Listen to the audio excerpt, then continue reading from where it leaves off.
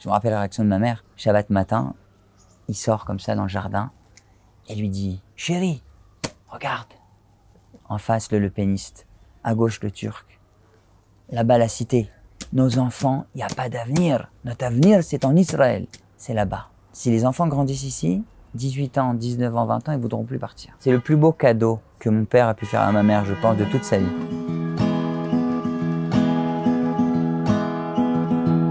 Shalom Fitoussi, bonjour.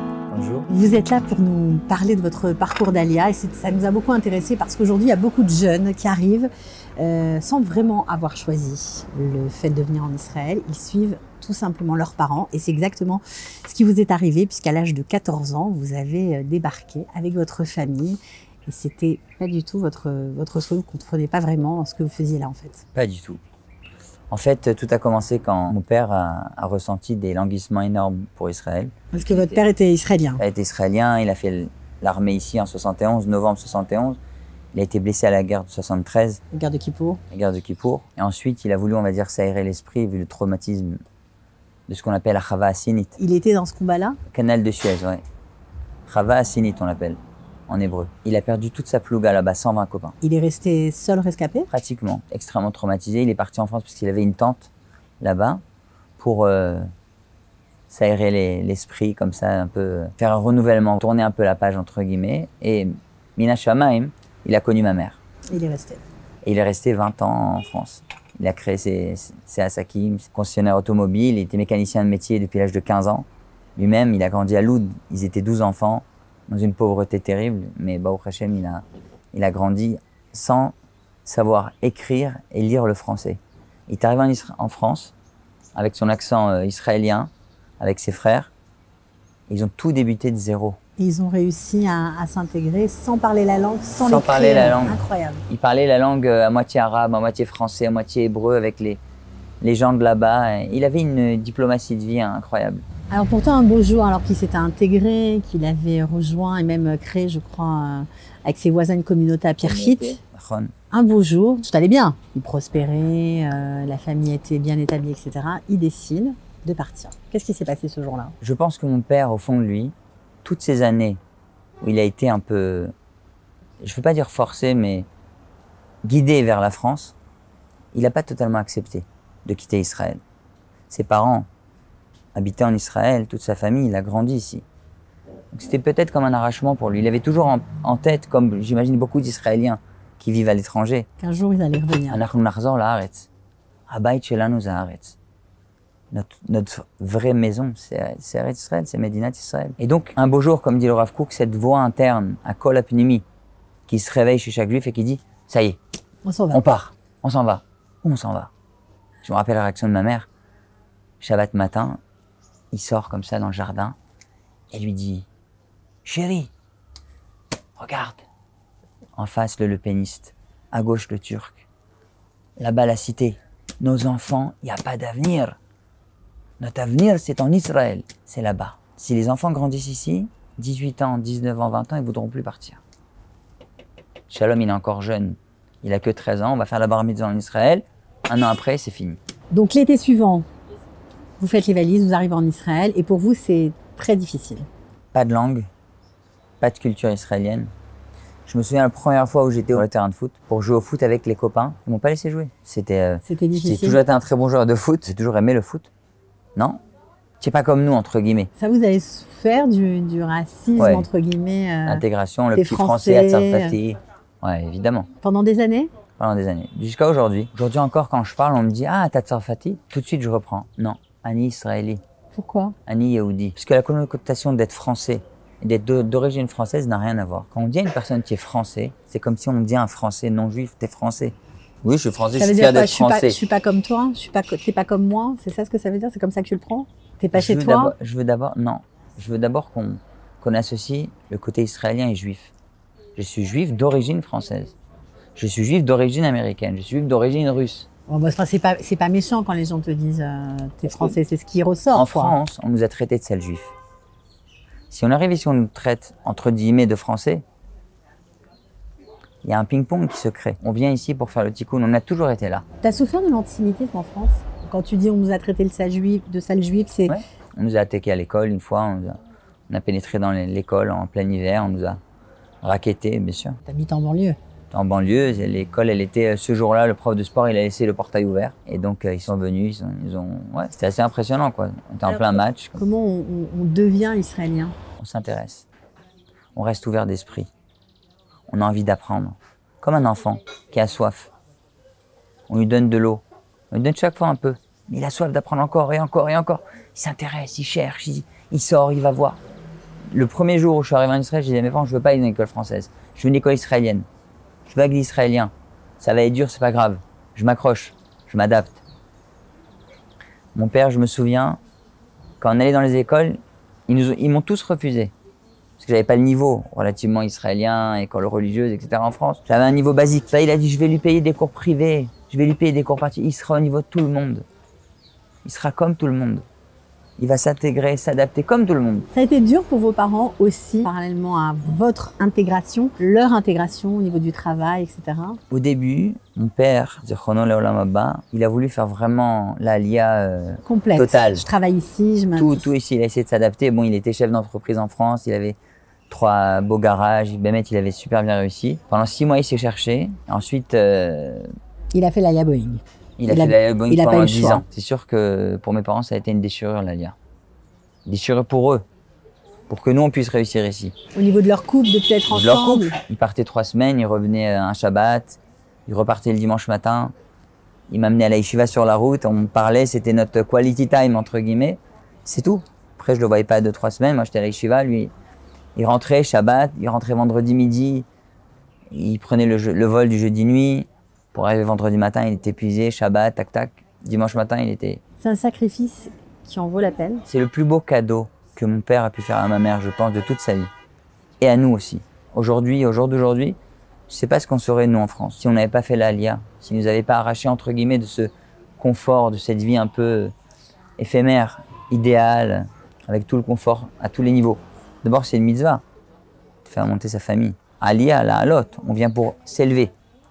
On ne vient pas pour stagner, des juifs religieux comme on était en France, non. D'ailleurs, le grand-père du Chida, Rabbi Avraham Azoulay, il a écrit un livre qui s'appelle Chesed l'Avraham. J'adore dire ce passage parce que je le trouve extraordinaire. Il dit que la nuit de la Aliyah, on a un changement de Neshama. C'est-à-dire qu'on a une Neshama d'exil qui nous quitte et on reçoit une Neshama d'Eretz Israël. La nuit, on fait la Aliyah. Il écrit noir sur blanc. Grand-père du Chida. Il s'appuie sur le passouk qui dit Yaakov alach ledarko vevgirou bom alech Elohim. Quand Yaakov Avinu sort d'Eretz Israël pour aller chez Lavan, comme son père et sa mère l'ont ordonné, il y a des malachim qui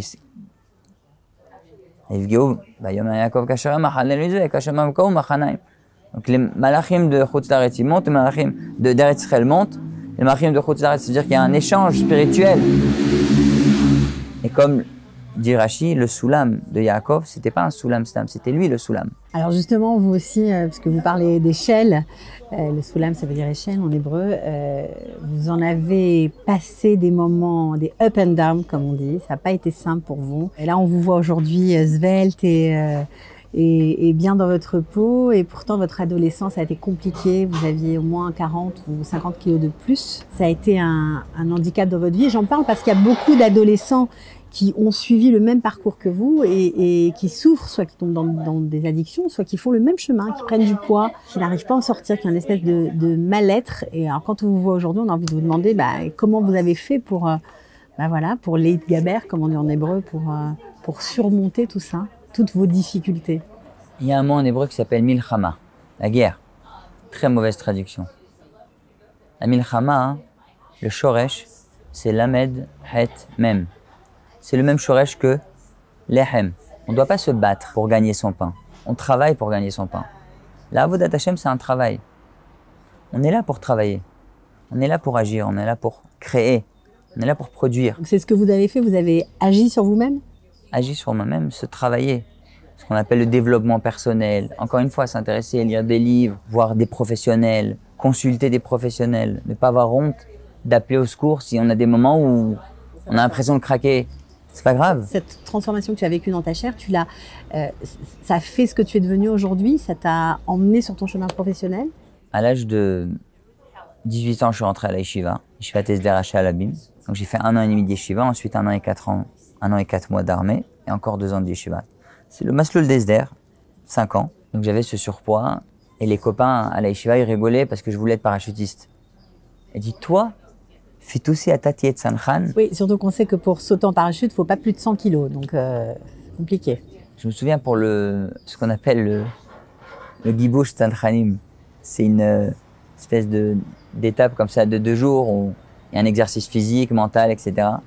Tous les copains rigolaient, disaient « Atalo over, ma taoler bichlal ». Tu vas pas réussir, qu'est-ce que tu... C'est sûr qu'ils vont pas t'accepter. Et beaucoup de copains qui pensaient être acceptés n'ont pas été acceptés. Bah, au Hachem, moi j'étais accepté. Et t'étais déjà en surpoids? J'étais en surpoids. J'ai ramé à l'armée, à la Tironoute, c'était très dur. Très dur. J'avais pas un cocher extraordinaire. Quand même, il faut les porter, les 120 kilos. Il faut se porter soi-même. Bien sûr. Comme on dit, se supporter. Il faut se porter. Soi-même, déjà, c'est lourd. C'est déjà lourd. Alors, porter encore le ephod et la kasda. C'est ça qui t'a donné envie de changer, d'être une autre version de toi-même, quoi? Version de moi-même et surtout ce qu'on appelle la maladie. Pendant l'armée, j'ai commencé à souffrir de symptômes. J'ai des diarrhées, des pertes de connaissance, des évanouissements comme ça. On ne comprenait pas trop pourquoi. Alors au début, on disait que c'était le choco de l'armée, la Lachmania, tout ça. Bon, ça fait des problèmes gastriques. Et j'étais voir des gastro-entérologues à l'armée déjà, etc., qui m'ont dit, on a fait tous les bilans, il n'y a rien. Et j'ai dit, mais je souffre physiquement, comment il n'y a rien? Il doit bien y avoir quelque chose dans ce corps. Je ne souffre pas pour rien, je le sens, la souffrance, je la sens. Ils m'ont dit, ça doit être le stress de l'armée, t'es combattant, etc. Termine l'armée, ça passera. L'armée s'est terminée, c'est pas passé. Donc tu as souffert pendant 3 ans? De 19 ans et demi à 22 ans. Après l'armée, en fait, j'ai continué les bdicotes et les bdicotes et les bdicotes jusqu'au jour où on a trouvé un diagnostic. J'étais voir le médecin, je lui ai dit, ça m'est égal quel bdika. Je veux qu'on me dise ce que j'ai. Je veux qu'on me dise ce que j'ai. Que j'ai un diagnostic. C'est pas possible que je vais de médecin en médecin, on me dit il n'y a rien, il n'y a rien. Je dis, mais vous pouvez pas dire qu'il n'y a rien, je souffre. C'est pas une souffrance imaginaire, métaphysique, c'est une souffrance physique. Alors qu'est-ce qu'on t'a découvert? On a découvert 3 choses. Premièrement, Helicobacter pylori, la fameuse bactérie dans l'estomac. Deuxièmement, des ulcères gastriques et la maladie de Crohn. Donc une belle inflammation au niveau de l'ilium, ce qu'on appelle, la fin de l'intestin grêle, le début du gros intestin. Et quand j'ai découvert ça, déjà j'ai eu c'est comme une joie, un soulagement.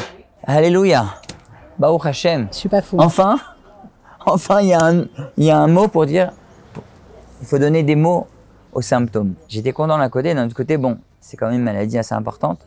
Surtout que le médecin m'a dit, c'est une maladie pour toute la vie. Et là, je me suis posé la question, qui c'est qui décide qui va être malade ou qui va être en bonne santé? Évidemment que la médecine a sa place, elle est très importante. Elle sauve des vies, c'est puis quoi, en effet, je disais barreau. Mais qui est le plus grand des médecins qui décide? Qui nous envoie les maladies et les guérisons? C'est Akadosh Baruch Hu. Kiani Hashem Rofecha. Rachetez votre Iyar, le mois de Iyar. J'ai demandé à Akadosh Baruch Hu, trouve-moi une méthode, je vais pouvoir m'auto-guérir. C'est comme ça que tu t'es intéressé à la naturopathie? Ouais. Comment j'y suis arrivé? Ibadel Haim Tovim, que Dieu lui porte longue vie, mon Rav, Rabbi Yaakov Gedge, Isacher Letov.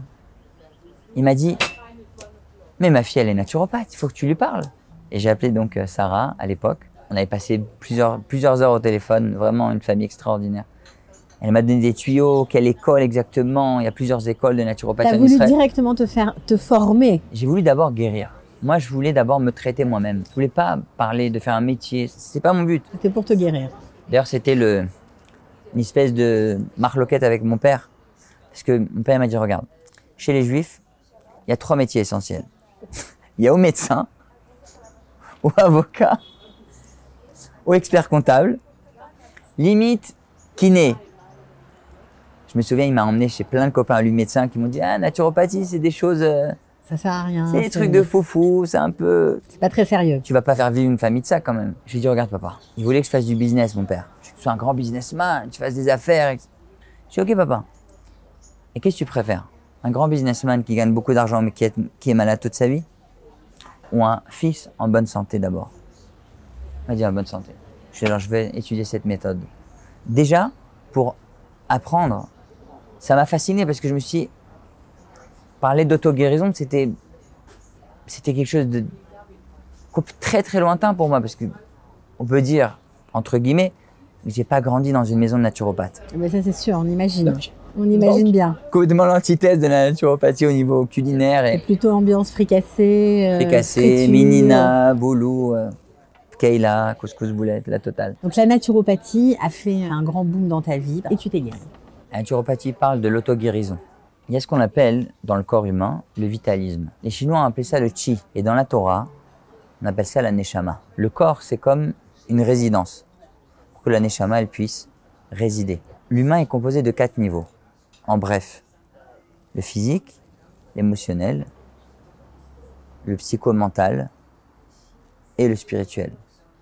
Pour avoir une vraie bonne santé, il faut trouver tout le temps un équilibre, une harmonie entre ces 4 niveaux-là. Si on saute un niveau, ça va plus. Déséquilibre, finalement, maladie au niveau spirituel, ensuite elle descend en psychomental, ensuite émotionnel, et finalement, si on n'a pas réglé à 3 niveaux, elle arrive au physique. La naturopathie, c'est pas un grand interdit, c'est une hygiène de vie. C'est une hygiène de vie qu'on adapte au quotidien de l'humain lui-même. Alors on comprend que tu es passionné, que voilà, tu en as fait évidemment ton métier, mais tu as aussi d'autres passions ici puisque tu es Chazan, tu es Balkoré. Tu as utilisé, on va dire, ta connaissance de la Torah pour en tirer, eh bien, dans les parachutes, chaque semaine, des liens avec la nutrition. C'est important pour toi de lier les deux, de toujours regarder ce qui se passe dans la tradition juive, dans la Torah. On va dire que la racine de toute l'existence sur Terre, c'est la Torah. C'est pas moi qui le dis, c'est le Maharal de Prague. Il dit que la Torah, c'est Tnaï Laolam. La Torah, c'est la condition pour l'existence du monde.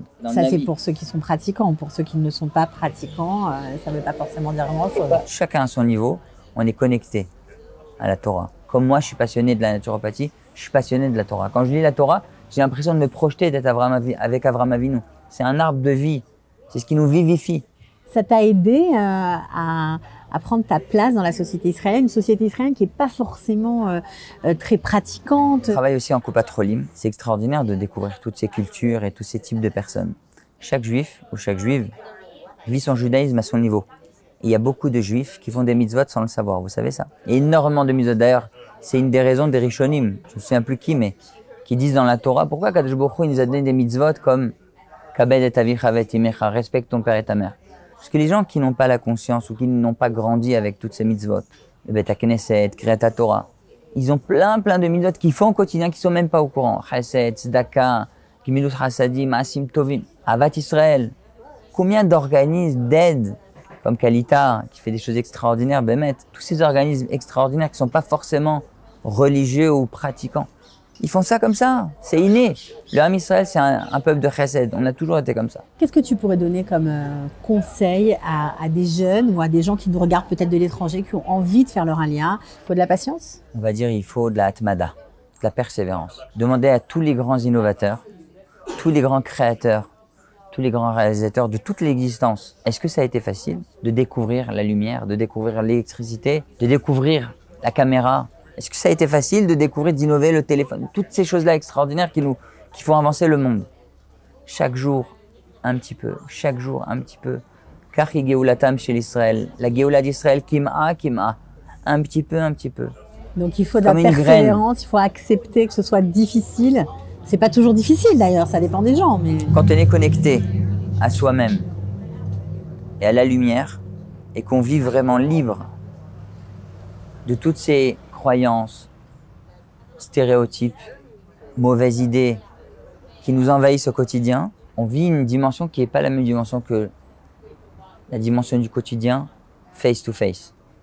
On est plutôt connecté à autre chose. En vivant la vie au quotidien, on ne se déconnecte pas de l'existence. Au contraire, à travers l'existence, on dévoile le nom d'Hachem dans le monde. Juste pour faire un petit clin d'œil à tout votre parcours, quelle image vous gardez ou des jours sans ou des jours avec, depuis que vous êtes en Israël? Alors, une image que je ne peux jamais oublier. Le jour où on a fait l'Alia, c'était le 4 août 98. On est arrivé à l'aéroport, ils nous ont fait un accueil, c'était une alia mondiale, un accueil extraordinaire, etc. Ils nous ont dit, on veut que vous vous rappeliez d'un mot en Israël. Savlanut.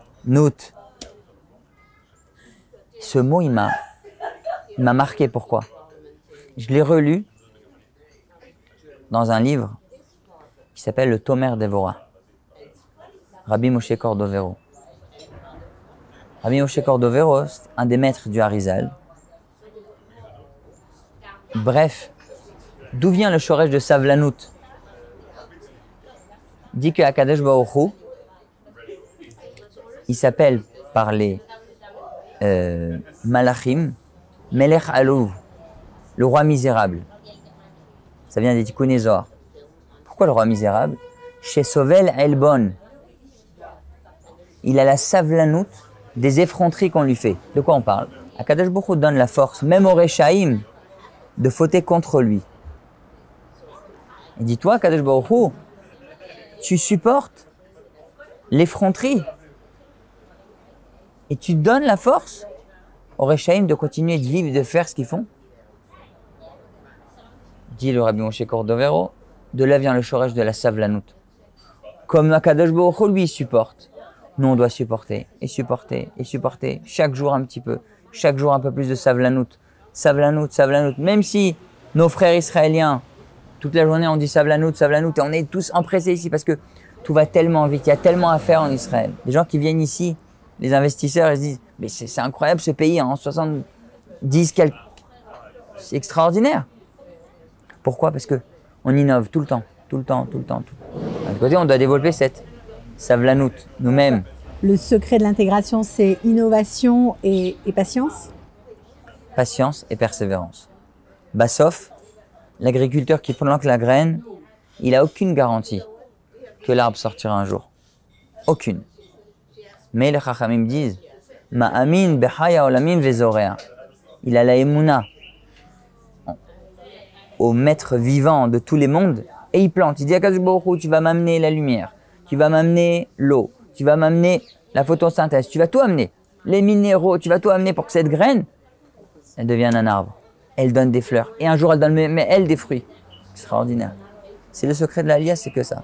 Bon, finalement, même si au début c'était compliqué, j'imagine, d'après ce que vous nous avez raconté, que vous ne regrettez pas le choix de vos parents.